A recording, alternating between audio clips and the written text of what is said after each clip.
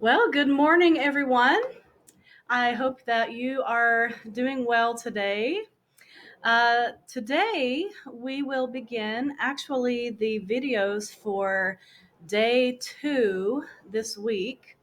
But however, you will notice that today I am beginning with part two of the PowerPoint presentation that I started previously.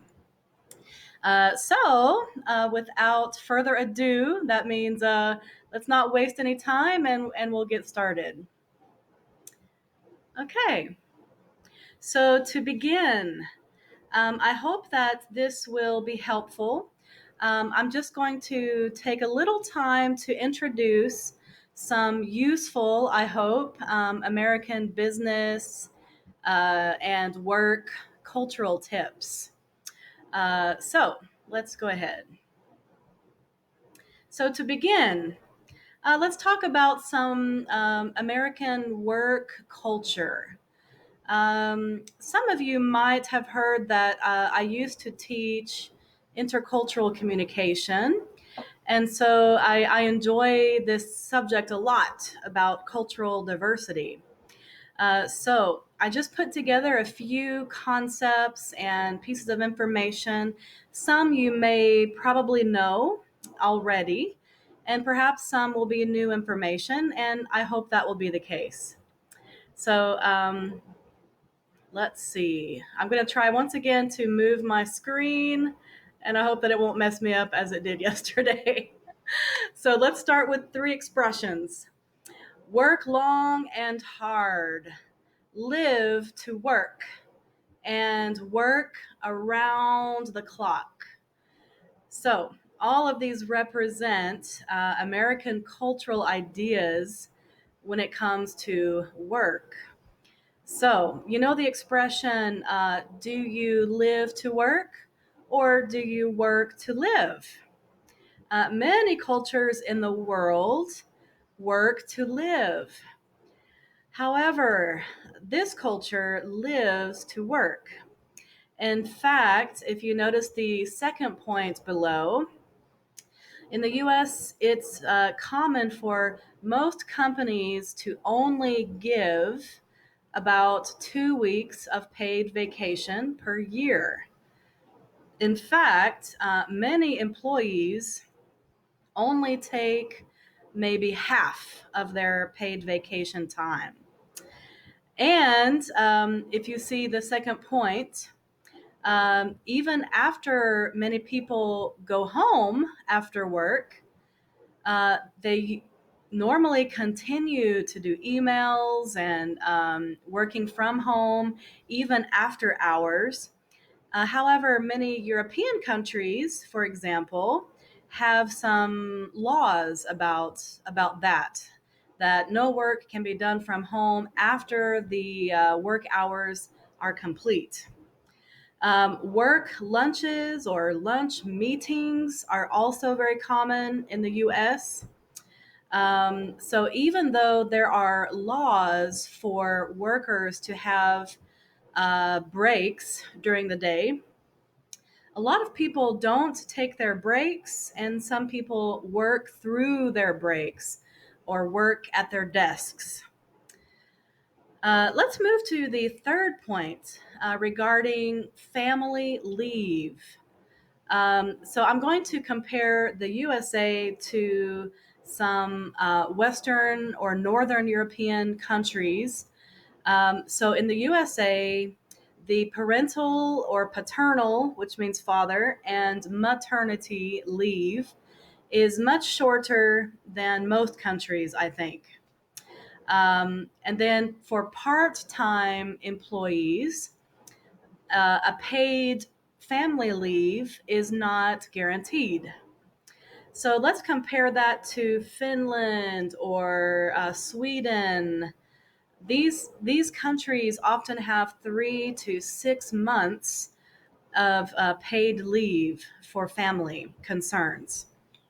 So sounds good, but it's not the case here very often. Let's go to the fifth point. Small talk.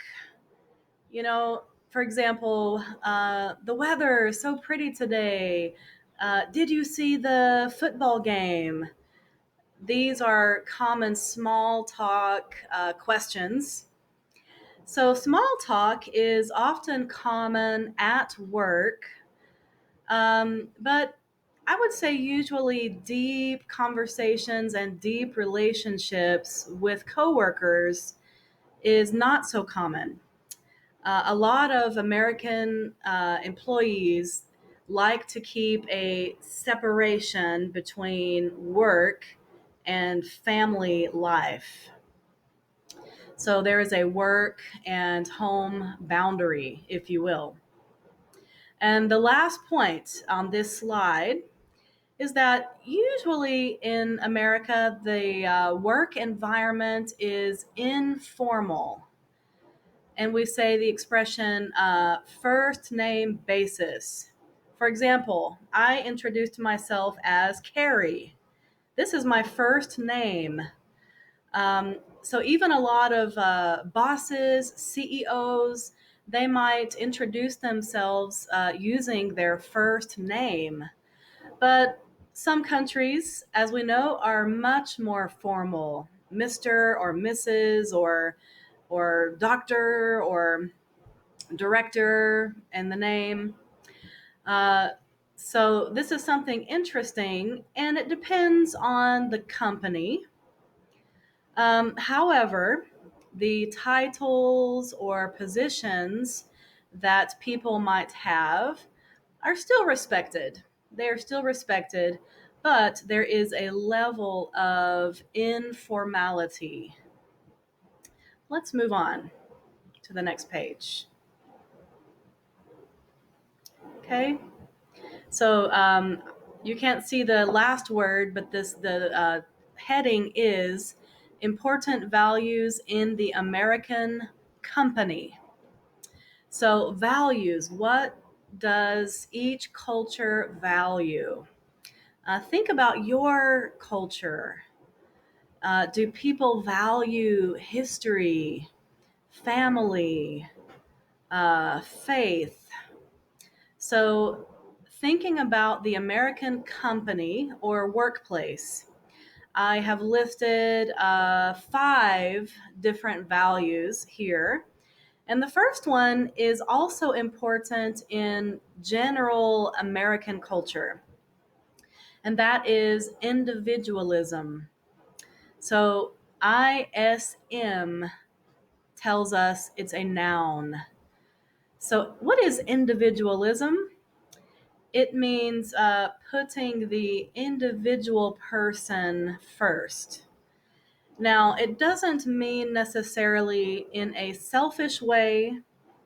However, some people might perceive this to be selfishness, but it means that the individual thought or opinion is respected. Now, in interviews in the USA, it's very common to ask someone, are you a self starter?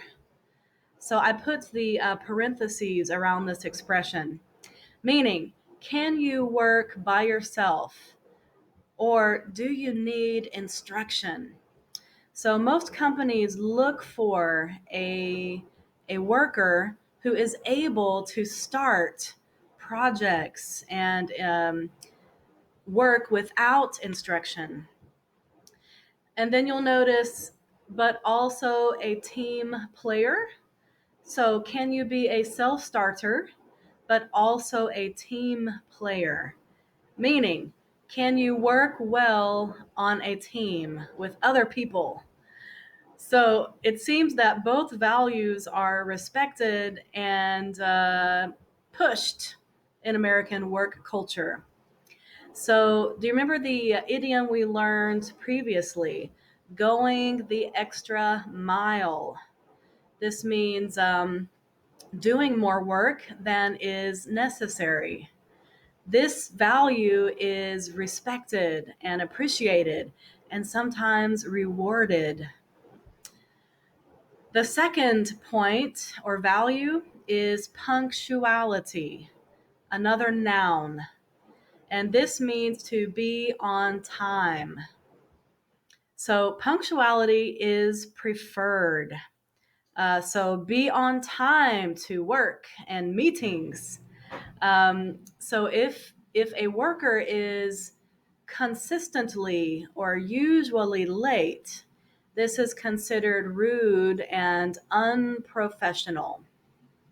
And sometimes, unfortunately, the worker could be not punished, but they might lose their job or suffer a consequence. The third point or value is self assertion. Self assertion. This is another noun, actually a compound noun, which means speaking up and sharing your opinion. So this is expected and valued in the American workplace. In fact, sometimes even challenging your boss is okay. Of course, with caution and respect. However, an American meeting in the workplace might look different, with many people talking loudly and trying to express their opinion, and sometimes raising their hand or challenging the director or the leader of the meeting. So, also, direct communication is preferred. So, when I speak about direct communication, essentially means I say exactly what I mean. If I say yes, I mean yes. If I say no, I mean no. So I know that in many cultures it is reversed or opposite. So this is something that can be difficult for people who are new in the USA. And it's not something that is easy to learn if you come from an indirect culture. Okay, I will move on to the last two values. The first one is political correctness, or the slang expression is PC. PC. You might hear the expression, is it PC? Meaning, is it politically correct? And the second value is an appreciation for diversity. So in the USA, as we know, there are many, many other cultures living and working here. So because of that, over many years and a lot of development and change, there are now many laws to protect workers.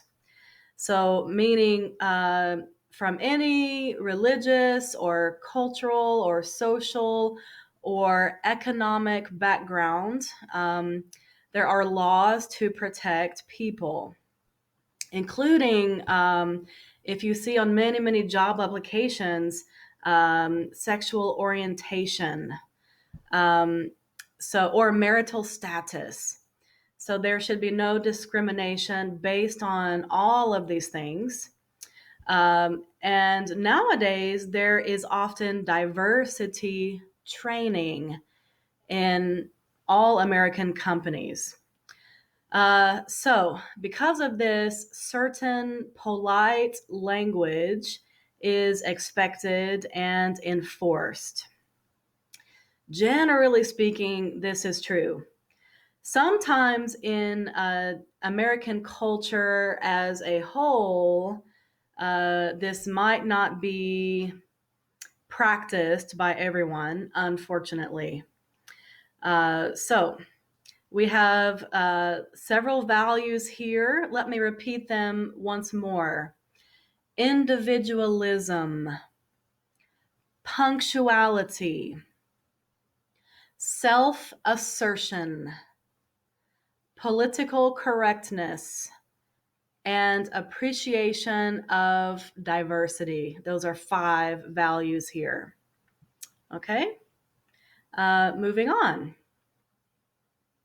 So at this point, let's continue on to introduce some vocabulary from Unit 8. So in the next segment later today, we will do some listening practice and also vocabulary practice. So first, we need to learn some of these words. In the US, if you go to a party or any social event where you don't know people, the common first question that people ask you is, so, what do you do? What do you do? See if you can repeat after me because these are words connected very quickly together. So, what do you do? What do you do?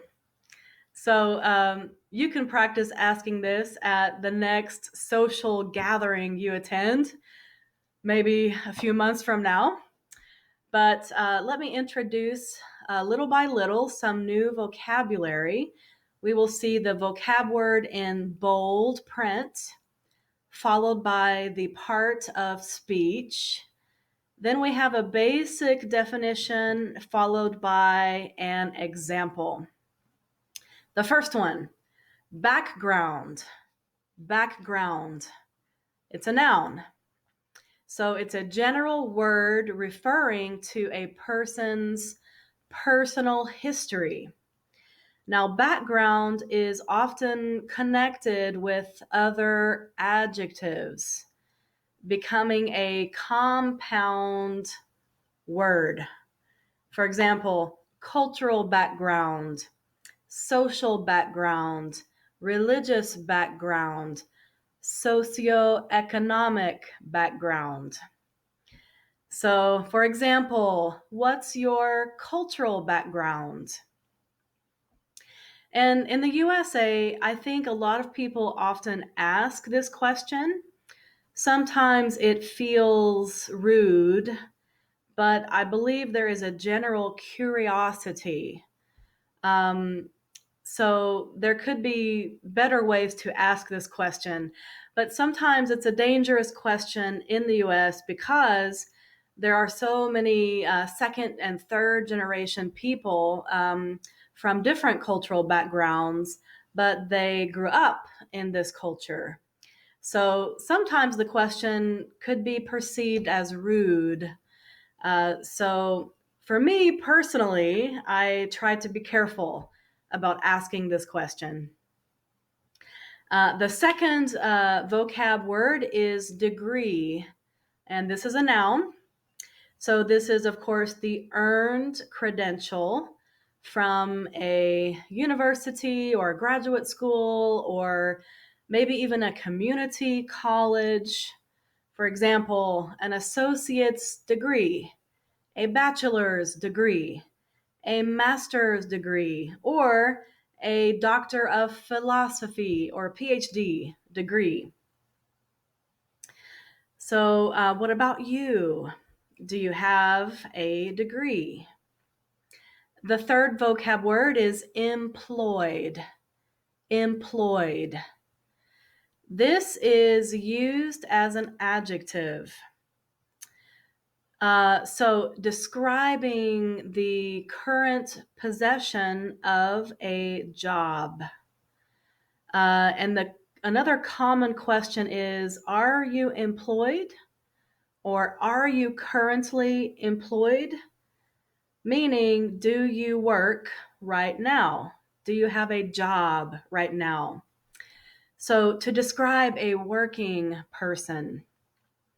And the last word on this page, gets along. Gets along. This is a phrasal verb, which means to keep good relationships with people. Example, he gets along well with everyone. Do you notice the verb tense? He gets. We have an S, meaning this is simple present, I have chosen the pronoun he. He, she, it gets along. What about you? You get along with other people. I get along with other people.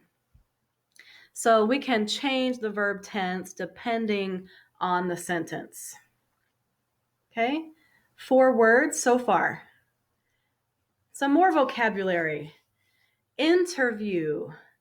Interview. This can be a noun or a verb. And it is the process of receiving questions and answering questions to a hiring person or a company in order to get a job. Example, I don't like to interview for jobs. Do you notice the infinitive form? To interview. Next example is using a gerund. Interviewing for jobs is not my favorite thing. In this case, we are using the gerund as the subject in the sentence. So we can also change this word according to how we are using it. For example, my husband interviews people for his job. The second one, personnel. Personnel. Last syllable has a stress. Personnel. It's a noun. It is the group of people who work for a company or organization. Example, we are looking to hire a personnel manager. So in this case, we are using personnel as an adjective. Personnel manager. What kind of manager? A personnel manager. The third point or vocab word, reliable. Reliable. It's an adjective meaning responsible, trustworthy, can be trusted. Example, most bosses look to hire reliable personnel to work with them in a company. So meaning reliable staff or workers. The last word on this slide, strengths. Strengths. This is a little bit difficult. We have TH plus S. Strengths. It's a noun, a plural noun, meaning the abilities or things you can do well. So a common question to ask people, what are your personal strengths and weaknesses? So something you do well and something you don't do well. Strengths. Okay, any questions so far? I hope that maybe you have taken some notes. And if you would personally like to receive this PowerPoint presentation, please contact me. I will be happy to pass the information to you. Okay, so now finally we have to practice, practice, practice. We have learned some idiomatic expressions. We have learned some vocabulary. Now we have to practice so we don't forget. Okay, so I put a few suggestions below. Number 1, try to use these new words and idioms in conversation. How? Number 2, make a video chat with a friend or relative. Perhaps during this quarantine, you are keeping a diary or a journal, and perhaps you can practice using some of these words. Perhaps you can practice pronunciation by yourself. Number three, make sentences using new words. And one suggestion, just for fun, is to watch an episode of a TV show called The Office. Have you heard of this show? It's a very popular TV show. Actually, this show originated in England. So it is a British show originally, but of course, America had to try another version. But this show became more popular than the British show. And the humor is very dry, meaning the humor is not obvious, but many people think it's a funny show. Maybe you can see one episode to see what do you think. Do you like it or not? Okay, this show shows a lot of American office culture. Okay, so that's it for segment one today.